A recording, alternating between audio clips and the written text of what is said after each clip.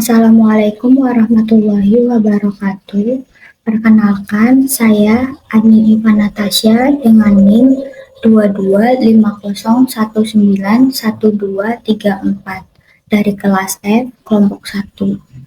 Di sini saya akan mempresentasikan tugas sebelum praktikum dengan tema pelayanan kefarmasian.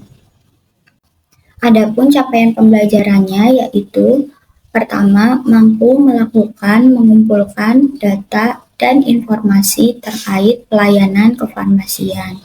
2. Mampu melakukan penetapan masalah terkait pelayanan kefarmasian. 3. Mampu melakukan penyelesaian masalah terkait pelayanan kefarmasian. 4. Mampu melakukan pengolahan data terkait pelayanan kefarmasian. 5. Mampu melakukan pencatatan dan pelaporan terkait pelayanan kefarmasian. 6. Mampu melakukan komunikasi efektif terkait pelayanan kefarmasian. Soal yang pertama, pelajari alur atau proses dan formulir terkait pengelolaan sediaan farmasi, alkes atau alat kesehatan, dan BMHP, bahan medis habis pakai, di sarana pelayanan kefarmasian.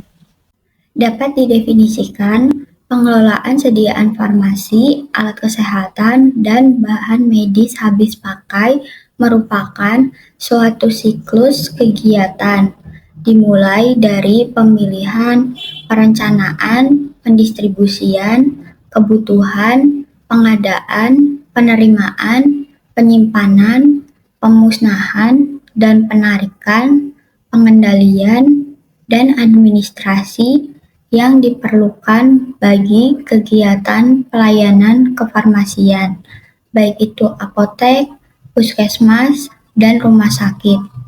Adapun sarana pelayanan sediaan farmasi, alkes atau alat kesehatan, dan BMHP atau bahan medis habis pakai di rumah sakit, Peraturan Menteri Nomor 72 Tahun 2016. Untuk apotek, Peraturan Menteri Nomor 73 Tahun 2016. Di puskesmas, Peraturan Menteri Nomor 74 Tahun 2016, dan di klinik, Peraturan Menteri Nomor 34 Tahun 2021. Untuk pengertian sediaan farmasi itu, sediaan farmasi adalah obat, bahan obat, obat tradisional, dan kosmetika. Untuk pengertian alat kesehatan adalah instrumen, aparatus, mesin, dan atau implan yang tidak mengandung obat yang digunakan untuk menyembuhkan dan meringankan penyakit, merawat, mencegah, mendiagnosis orang sakit, memulihkan kesehatan pada manusia. Untuk pengertian BMHP atau bahan medis habis pakai adalah alat kesehatan yang ditujukan untuk penggunaan sekali pakai, single use, yang daftar produknya diatur dalam peraturan perundang-undangan. Pengelolaan sediaan farmasi, alat kesehatan, dan bahan medis habis pakai di apotek. Pertama, perencanaan. 2. Pengadaan. 3. Penerimaan. 4. Penyimpanan. 5. Pemusnahan. 6. Pengendalian. 7. Pencatatan dan pelaporan. Sedangkan di puskesmas, pertama, perencanaan. 2. Permintaan. 3. Penerimaan. 4. Penyimpanan. 5. Pendistribusian.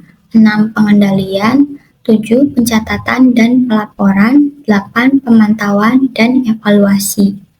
Untuk di rumah sakit, pertama, pemilihan. 2. Perencanaan kebutuhan. 3. Pengadaan. 4. Penerimaan. 5. Penyimpanan. 6. Pendistribusian. 7. Pemusnahan dan penarikan, 8. Pengendalian, dan 9. Administrasi.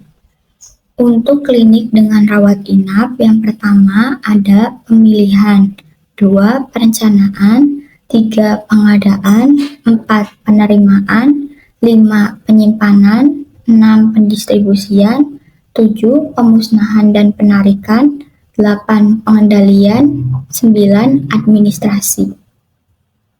Yang pertama, apotek. Pengelolaan sediaan farmasi, alkes, dan BMHP di apotek meliputi yang pertama ada pemilihan. Kegiatan untuk menetapkan jenis sediaan farmasi, alkes, dan BMHP sesuai dengan kebutuhan. Meliputi proses perencanaan, perhitungan kebutuhan, analisa rencana kebutuhan farmasi, revisi daftar sediaan farmasi. 2. Pengadaan. Kegiatan untuk merealisasikan kebutuhan yang telah direncanakan, di mana proses pengadaan di apotek dilaksanakan dengan pembelian berdasarkan surat pemesanan yang ditandatangani apoteker pemegang SIA. 3. Penerimaan. Kegiatan untuk menjamin kesesuaian jenis, spesifikasi, jumlah, mutu, waktu penyerahan, dan harga yang tertera dalam kontrak atau surat pesanan dengan kondisi fisik yang diterima. Penerimaan sediaan farmasi di apotek harus dilakukan oleh apoteker itu sendiri. 4. Penyimpanan. Kegiatan menyimpan dan memelihara dengan cara menempatkan perbekalan farmasi yang diterima di tempat yang aman dari pencurian serta gangguan fisik yang dapat merusak mutu sediaan farmasi. Biasanya kalau penyimpanan, misalkan nama obatnya mirip tapi beda dosisnya, itu diberi jarak atau ditandai dengan tulisan lasa. Kelima, pemusnahan dan penarikan. Kegiatan untuk memusnahkan sediaan farmasi dan BMHP yang telah kadaluarsa atau rusak, dicabut izin edarnya, serta kegiatan penarikan sediaan farmasi yang tidak memenuhi standar atau ketentuan peraturan perundang-undangan. Keenam, pengendalian. Kegiatan pengendalian dilakukan untuk mempertahankan jenis dan jumlah persediaan sesuai kebutuhan pelayanan melalui pengaturan sistem pesanan atau pengadaan, penyimpanan dan pengeluaran, meliputi pengendalian ketersediaan, penggunaan, dan jika terjadi kerusakan, recall, kadaluarsa. Ketujuh, pencatatan dan pelaporan. Pencatatan setiap pengadaan, penyimpanan, penyerahan, dan pencatatan lain sesuai kebutuhan.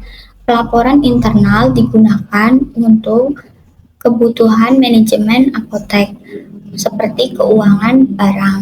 Pelaporan eksternal digunakan untuk memenuhi kebutuhan sesuai peraturan perundang-undangan, seperti narkotika, psikotropika. Untuk di apotek ada surat pesanan sediaan farmasi, surat pesanan narkotika. Untuk surat pesanan narkotika, satu surat pesanan hanya berlaku untuk satu jenis narkotika, dan surat pesanan dibuat sekurang-kurangnya 3 rangkap.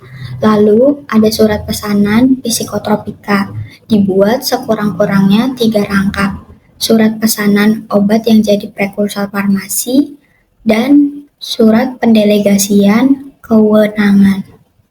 Selanjutnya ada kartu stok, ada berita acara pemusnahan obat kadaluarsa atau rusak, ada berita acara pemusnahan resep yang biasanya dilakukan 5 tahun sekali, dan formulir pelaporan pemakaian narkotika.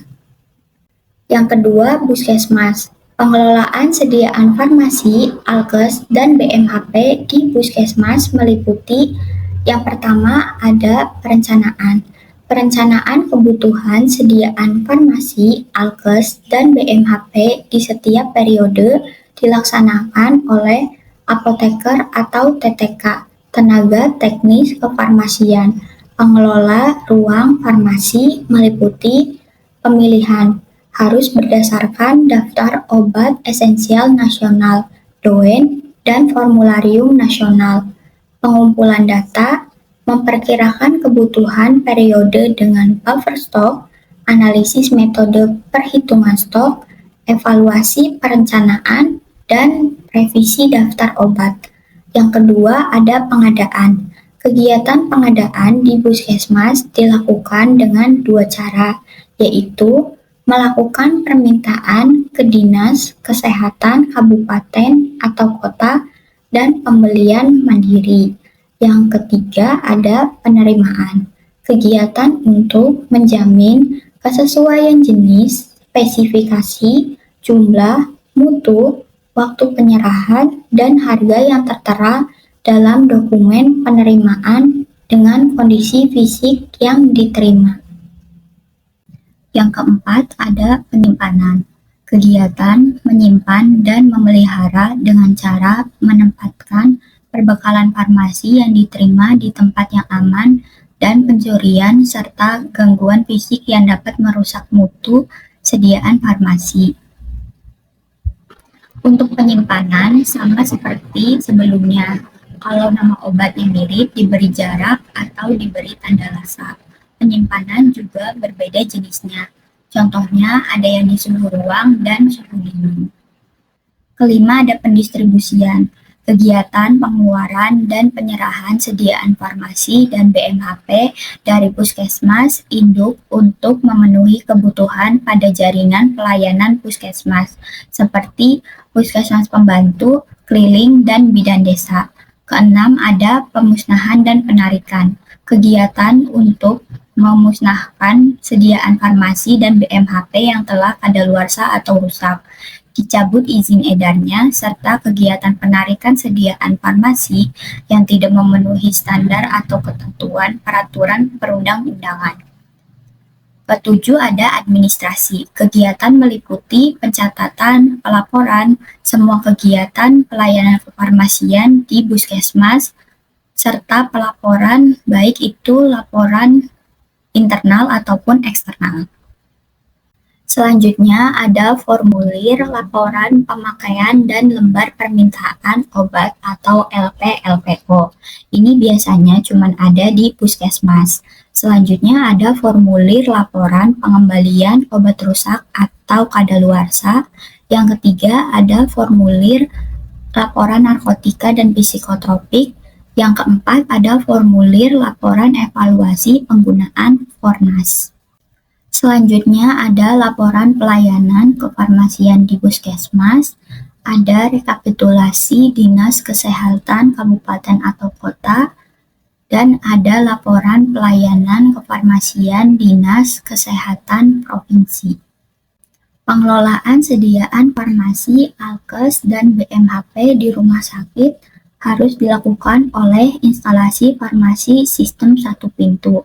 Alat kesehatan yang dikelola oleh instalasi farmasi sistem satu pintu berupa alat medis habis pakai atau peralatan non-elektromedik antara lain alat kontrasepsi seperti IUD, alat pacu jantung, implan, dan stent dengan mengutamakan kepentingan pasien melalui instalasi farmasi. Pengelolaan sediaan farmasi, alkes, dan BMHP di rumah sakit meliputi pertama ada pemilihan, kegiatan untuk menetapkan jenis sediaan farmasi, alkes, BMHP sesuai kebutuhan dengan menetapkan formularium rumah sakit yang mengacu kepada formularium nasional. Kedua ada perencanaan, kegiatan untuk menentukan jumlah dan periode pengadaan sediaan farmasi, alat kesehatan, dan BMHP sesuai dengan hasil kegiatan pemilihan. 3. Ada pengadaan. Kegiatan yang berkesinambungan dimulai dan pemilihan, penentuan jumlah yang dibutuhkan, penyesuaian antara kebutuhan dan dana, pemilihan metode pengadaan, pemilihan pemasok, penentuan spesifikasi kontrak, pemantauan proses pengadaan, dan pembayaran. Keempat, ada penerimaan. Kegiatan untuk menjamin kesesuaian jenis, spesifikasi, jumlah, mutu, waktu penyerahan, dan harga yang tertera dalam kontrak atau surat pesanan dengan kondisi fisik yang diterima. Kelima, ada penyimpanan. Kegiatan menyimpan sediaan farmasi, alat kesehatan sesuai dengan persyaratan kefarmasian. Keenam, ada pendistribusian. Rangkaian kegiatan dalam rangka menyalurkan atau menyerahkan sediaan farmasi, alat kesehatan, dan bahan medis habis pakai atau BMHP meliputi tempat penyimpanan sampai kepada unit pelayanan atau pasien dengan menjamin mutu, stabilitas, jenis, jumlah, dan ketepatan waktu. Ketujuh, ada pemusnahan dan penarikan.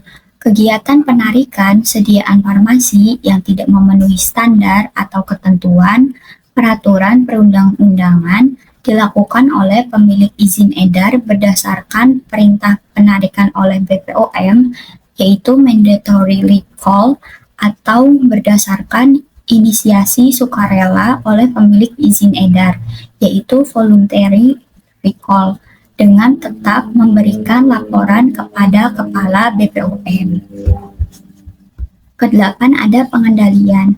Pengendalian penggunaan sediaan farmasi, alat kesehatan, dan bahan medis habis pakai dapat dilakukan oleh instalasi farmasi harus bersama dengan komite atau tim farmasi dan terapi di rumah sakit.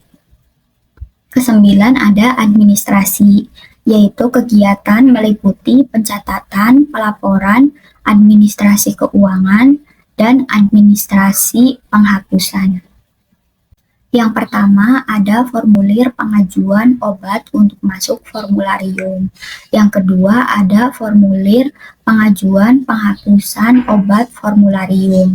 Yang ketiga, ada formulir permintaan khusus obat non-formularium. Yang keempat, ada formulir serah terima obat atau alat kesehatan dari pasien atau UPF lain. Dan terakhir, ada lembar tanda tangan agar absah. Selanjutnya ada formulir rekam pemberian obat atau RPO, ada formulir rekonsiliasi obat. Selanjutnya ada keterangan untuk kategori obat-obatan dan alat habis pakai. Selanjutnya ada contoh kartu stok. Dan terakhir ada formulir penggunaan dan pemusnahan narkotika. Pengelolaan sediaan farmasi, Alkes, dan BMHP di klinik meliputi yang pertama ada pemilihan, suatu proses kerjasama atau kolaboratif yang mempertimbangkan baik kebutuhan dan keselamatan pasien maupun kondisi ekonomisnya berdasarkan pertimbangan formularium klinik. Kedua, ada perencanaan. Klinik harus melakukan perencanaan sediaan farmasi, alat kesehatan, dan bahan medis habis pakai atau BMHP dengan menggunakan metode yang dapat dipertanggungjawabkan untuk menghindari kekosongan.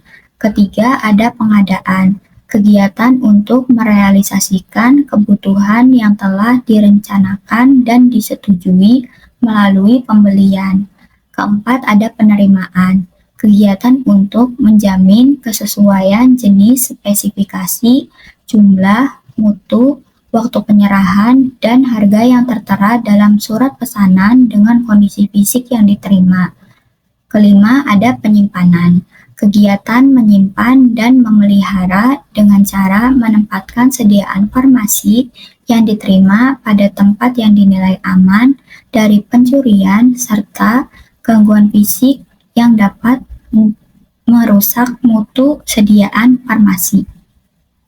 Keenam, ada pendistribusian. Kegiatan menyalurkan sediaan farmasi dan BMHP di klinik untuk pelayanan pasien rawat inap untuk menunjang pelayanan medis dan BMHP. Ketujuh, ada pemusnahan dan penarikan.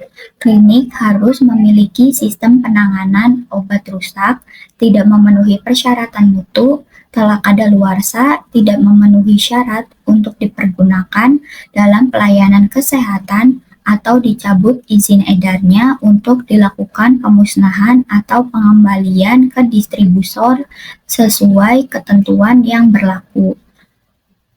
Ke-8 ada pengendalian. Kegiatan untuk memastikan tercapainya sasaran yang diinginkan sesuai dengan strategi dan program yang telah ditetapkan, sehingga tidak terjadi kelebihan dan kekurangan atau kekosongan sediaan farmasi di klinik. Ke-9 ada administrasi. Pencatatan dilakukan pada setiap proses pengelolaan sediaan farmasi, alat kesehatan, dan BMHP, meliputi pengadaan seperti surat pesanan, faktur, penyimpanan, kartu stok, penyerahan, nota, atau surat penjualan, dan pencatatan lainnya yang disesuaikan dengan kebutuhan. Pelaporan terdiri dari pelaporan internal dan eksternal. Untuk di klinik ada surat pesanan kebutuhan obat, ada surat pesanan sediaan farmasi, ada surat pesanan narkotika, ada surat pesanan psikotropika, dan surat pesanan obat jadi prekursor farmasi. Soal kedua yaitu pelajari penulisan resep yang benar. Penulisan resep yang benar berdasarkan Permenkes nomor 72 tahun 2016, resep merupakan permintaan tertulis dari dokter atau dokter gigi kepada apoteker baik dalam bentuk paper maupun elektronik untuk menyediakan dan menyerahkan obat bagi pasien sesuai peraturan yang berlaku. Resep harus ditulis dengan jelas, mudah dibaca, dan memuat informasi, nama dan alamat penulis resep, tanggal peresepan, nama dan kekuatan obat, dengan singkatan dan satuan yang baku, bentuk sediaan dan jumlahnya, cara pemakaian dan peringatan, nama, umur, dan tanggal lahir pasien, serta alamat juga dicantumkan. Kemudian dibubuhi tanda tangan dokter. Penulisan resep yang benar harus mengacu pada tatanan atau aturan yang baku, sesuai dengan kebijakan rumah sakit. Bertujuan untuk yang pertama, meminimalkan kesalahan dalam pembacaan resep oleh apoteker atau farmasi. Kedua, agar terdapat keseragaman pada penulisan resep oleh dokter. Maka seluruh dokter harus mengikuti standar penulisan resep yang benar yang berdasarkan peraturan dari Direktur Rumah Sakit. Penulisan resep yang benar mencakup: pertama, resep ditulis jelas dan lengkap di kop resep, tidak ada keraguan dalam pelayanannya, dan pemberian obat kepada pasien. Pertama, resep hanya boleh ditulis oleh dokter yang mempunyai SIP. Kedua, format resep menggunakan formulir resep. Kedua, satu lembar kop resep hanya untuk satu pasien. Ketiga, signatura ditulis dalam singkatan Latin dengan jelas. Jumlah takaran sendok dengan signa bila genap ditulis angka Romawi, tetapi angka pecahan ditulis Arabik. Keempat, menulis jumlah wadah atau numero selalu genap. Walaupun kita butuh 1,5 botol, harus digenapkan menjadi 2.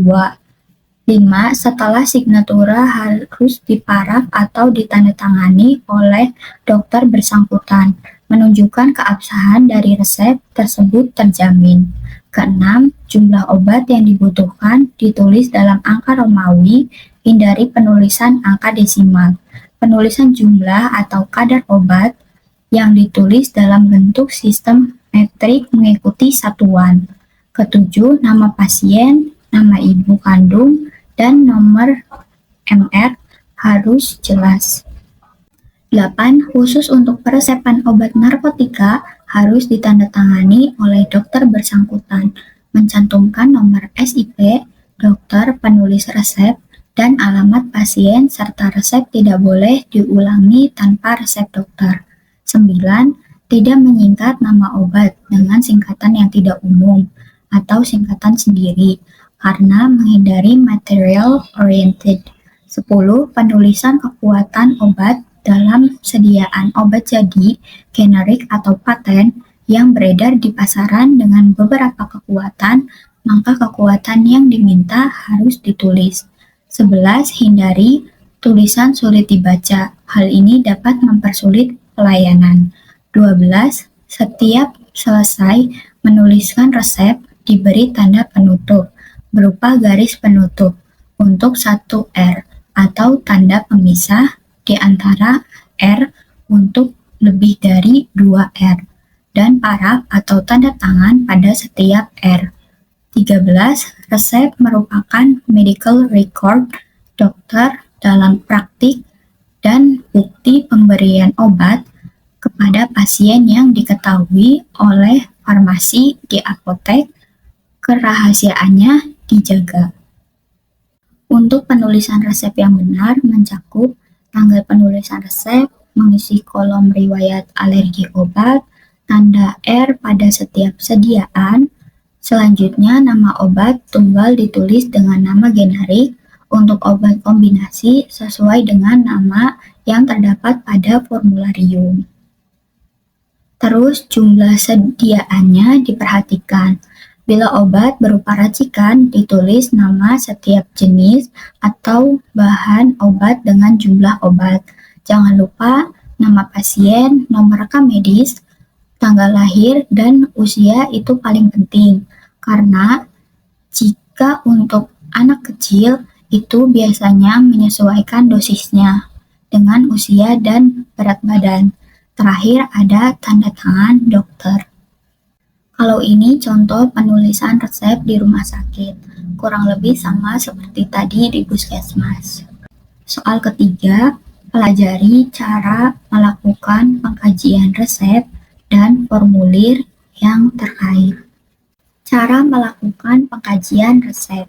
Screening resep atau biasa dikenal dengan pengkajian resep merupakan kegiatan apoteker dalam mengkaji sebuah resep yang meliputi pengkajian administrasi, farmaseutik, dan klinis sebelum resep diracik. Tujuannya tentunya untuk menjamin keamanan, safety, dan kemanjuran efikasi dari obat dalam resep ketika digunakan pasien serta memaksimalkan tujuan terapi. Tahap pelaksanaan pengkajian resep. Pertama, persiapan pelaksanaan. Kedua, pelaksanaan pengkajian yang terdiri dari terima resep elektronik atau resep manual yang diserahkan ke bagian farmasi, periksa kelengkapan administratif, lakukan pengkajian resep dengan menceklis form verifikasi resep di belakang resep manual sesuai dengan kertas kerja. Berikan tanda checklist pada kolom ya atau tidak disesuaikan dengan hasil pengkajian. Jika ada hal yang perlu dikonfirmasi, hubungi dokter penulis resep. Berikan garis merah untuk golongan narkotika dan garis biru untuk golongan psikotropika. Informasikan dan minta persetujuan tentang harga resep pada pasien beli secara tunai. Setelah melakukan pengkajian, siapkan obat sesuai resep. Membuat laporan pengkajian resep setiap bulan. Untuk screening resep, yang pertama ada kajian administrasi. Di antaranya, yang pertama identitas pasien meliputi nama pasien, tanggal lahir, jenis kelamin, dan berat badan. Kedua, nama dokter, nomor surat izin praktek atau SIP, alamat, nomor telepon, dan paraf. Dan 3, tanggal penulisan resep. Selanjutnya ada kajian farmaseutik. Yang pertama, bentuk dan kekuatan sediaan, kedua stabilitas, dan 3 kompatibilitas atau ketercampuran obat. Selanjutnya ada kajian klinis. Yang pertama, ketepatan indikasi dan dosis obat, kedua aturan, cara, dan lama penggunaan obat, 3 duplikasi dan atau polifarmasi, 4 reaksi obat yang tidak diinginkan seperti alergi, efek samping obat, manifestasi klinis lain. 5. Kontraindikasi, dan 6. Interaksi. Untuk notes-nya adalah, jika ditemukan adanya ketidaksesuaian dari hasil pengkajian, maka apoteker harus mengkomunikasikannya kepada dokter penulis resep dan mencatat hasilnya. Ini adalah contoh screening resepnya dan ini adalah formulir pengkajian resep.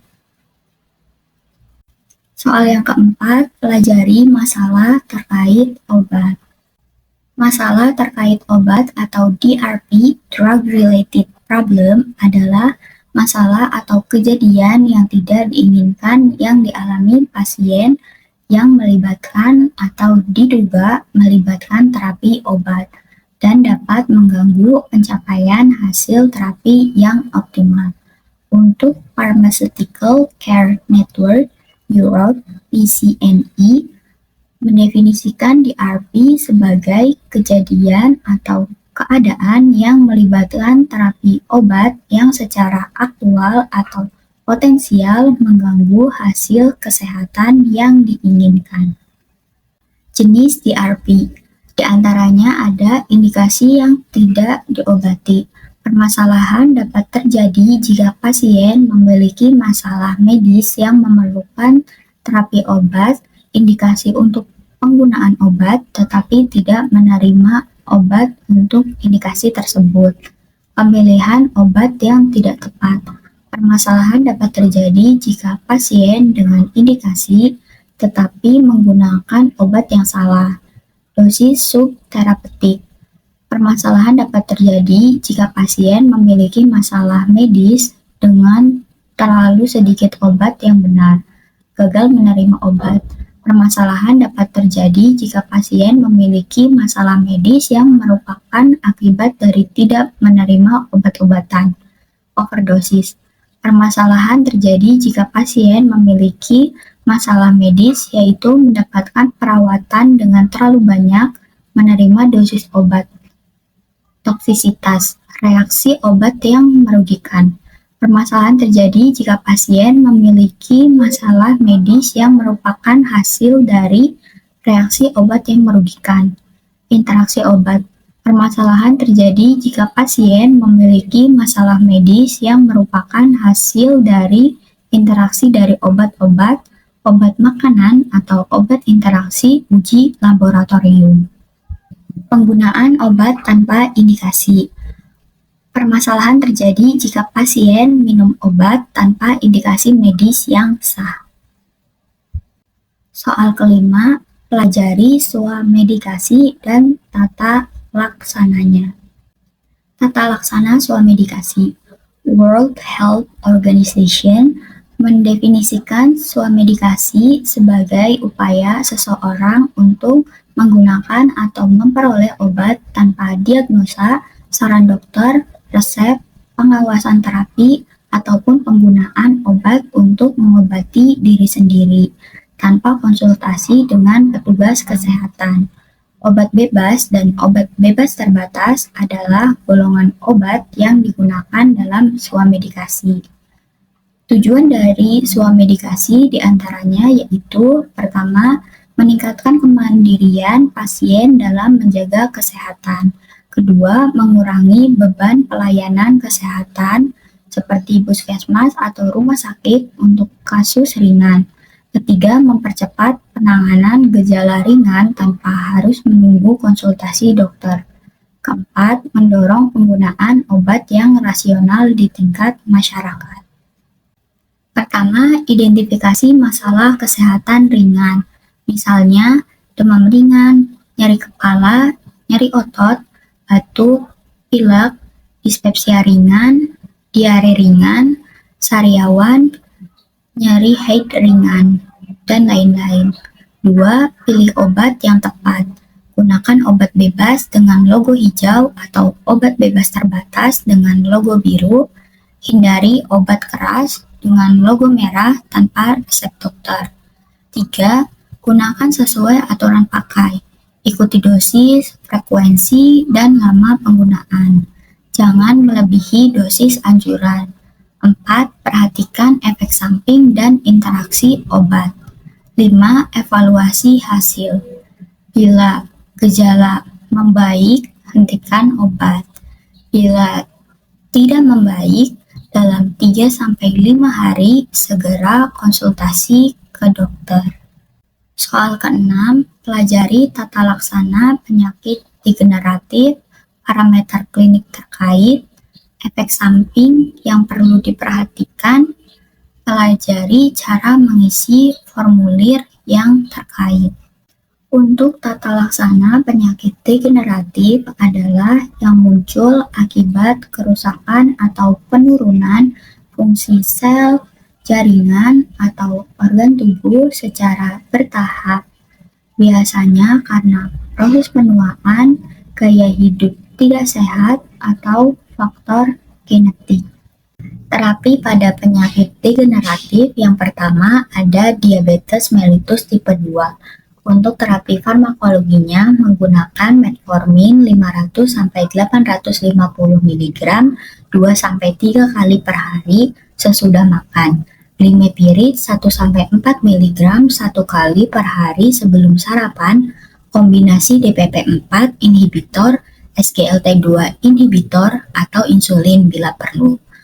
Untuk terapi non-farmakologinya ada diet seimbang rendah karbohidrat sederhana, aktivitas fisik teratur lebih dari sama dengan 30 menit per hari, menurunkan berat badan, berhenti merokok.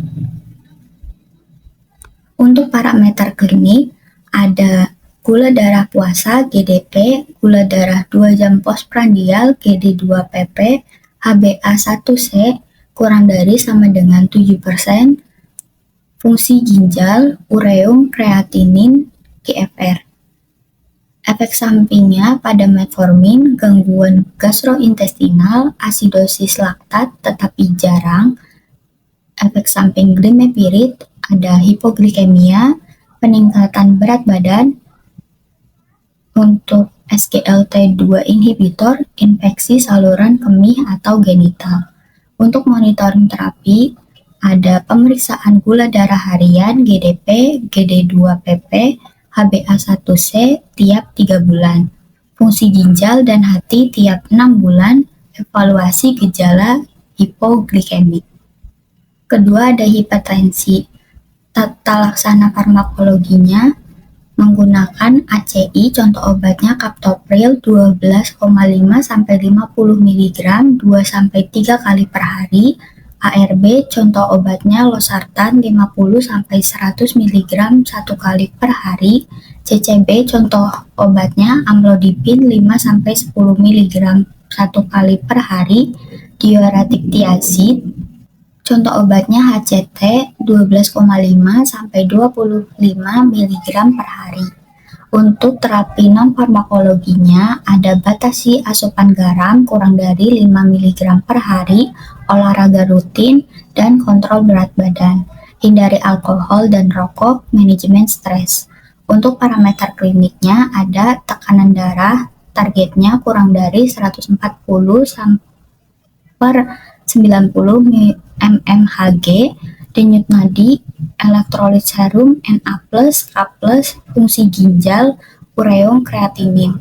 Efek sampingnya untuk ACI ada batuk kering, hiperkalemia, gangguan ginjal. Untuk ARB ada pusing, hiperkalemia. Untuk CCB ada edema perifer, sakit kepala. Untuk diuretik, efek sampingnya hipokalemia, dehidrasi. Untuk monitoring terapinya ada pemantauan tekanan darah tiap kunjungan, mingguan hingga bulanan, elektrolit dan fungsi ginjal tiap 3-6 bulan, evaluasi efek samping tiap kontrol. Ketiga ada dislipidemia.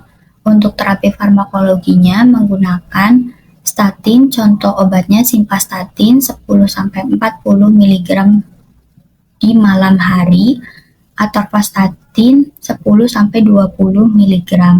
Fibrat, contoh obatnya gemfibrozil 600 mg 2 kali per hari, ezetimibe bila LDL belum terkontrol. Untuk terapi non-farmakologinya ada diet rendah lemak, jenuh, dan kolesterol, tingkatkan konsumsi serat, olahraga lebih dari sama dengan 150 menit per minggu, hentikan merokok. Untuk parameter klinik, ada profil lipid, LDL, HDL, TG, total kolesterol, dan fungsi hati, AST, ALT. Untuk efek sampingnya, statin, mialgia, peningkatan enzim hati, fibrat, batuk empedu, gangguan gastrointestinal, ezetimibe, diare ringan. Untuk monitoring terapinya ada profil lipid tiap 3 bulan awal terapi, lalu tiap 6-12 bulan.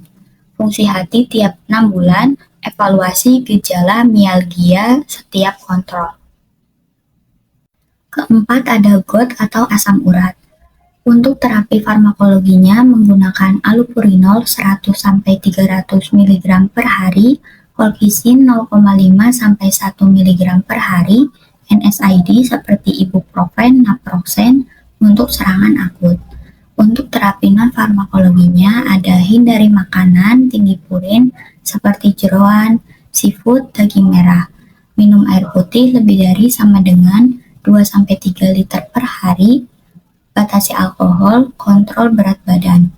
Untuk parameter klinik, ada kadar asam urat serum kurang dari 6 mg per desiliter, fungsi ginjal, ureum, kreatinin, frekuensi serangan GOT. Efek sampingnya dari allopurinol ada ruam kulit, reaksi alergi berat seperti SJS atau TEN. Colchicine efek sampingnya diare, mual, kram perut, NSAID, nyeri ulu hati, retensi cairan. Untuk monitoring terapi ada kadar asam urat tiap 2-4 minggu sampai stabil, fungsi ginjal tiap 3-6 bulan, evaluasi tanda alergi kulit atau gastrointestinal setiap kunjungan. Kelima ada osteoartritis. Untuk terapi farmakologinya menggunakan NSAID, contoh obatnya ibuprofen, naproxen, meloxicam, paracetamol untuk nyeri ringan, kondroprotektor seperti glukosamin, chondroitin. Untuk terapi non-farmakologinya ada fisioterapi dan olahraga ringan, seperti berenang, jalan kaki, menurunkan berat badan, kompres hangat atau dingin. Untuk parameter kliniknya ada skala nyeri, FAS, fungsi sendi dan mobilitas, fungsi ginjal dan lambung jika NSAID jangka panjang. Untuk efek sampingnya, NSAID itu ada nyeri ulu hati, pendarahan GI, gangguan ginjal. Paracetamol efek sampingnya hepatotoksis jika dosis terlalu tinggi, glukosamin reaksi alergi ringan. Untuk monitoring terapinya ada evaluasi nyeri dan mobilitas tiap kunjungan, pemeriksaan fungsi ginjal dan hati tiap 6 bulan, pantau keluhan GI setiap terima NSAID. Formulir untuk penyakit degeneratif meso. Monitoring efek samping obat adalah kegiatan yang dilakukan untuk mendeteksi secara dini reaksi obat yang merugikan. Adverse Drug Reaction atau ADR menilai tingkat keparahannya dan mengambil tindakan yang tepat agar pasien tetap aman dan terapi efektif. Ini biasanya disebut dengan kertas kuning, ini bersifat rahasia, tidak diberikan ke pasien dengan adanya beberapa algoritma Naranjo dan ada formulir pelaporan efek samping obat. Biasanya diisi juga. Sekian yang dapat saya sampaikan, kurang lebihnya mohon maaf. Terima kasih. Wassalamualaikum warahmatullahi wabarakatuh.